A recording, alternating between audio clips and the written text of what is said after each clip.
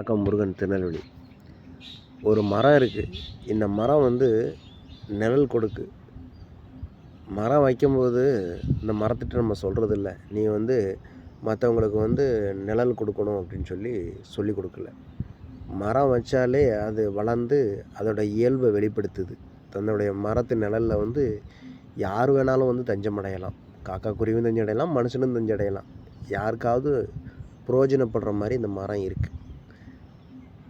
வாழ்க்கையில் நம்ம ஒரு உண்டாக்கப்பட்டதுக்கு நோக்கம் இருக்குது. இந்த பூமியில் நீங்கள் இருக்கிறீங்க அப்படின்னா சொல்கிறாங்க, யாருக்காவது பிரயோஜனப்படுற மாதிரி இருங்க அப்படின்னு சொல்லி. உங்கள் நிழலில் பட்டாலே நிறைய பேர் நல்லா இருக்கணும், அப்படியாப்பட்ட ஒரு வாழ்க்கையை வாழணும் அப்படின்னு சொல்கிறாங்க. அதனால் நீங்கள் இந்த பூமியில் வாழ்கிறீங்க அப்படின்னா இந்த மரத்துக்கு இருக்கக்கூடிய வெளிப்படுத்தினது மாதிரி நீங்கள் வெளிப்படுத்துங்க. Okay, god bless you.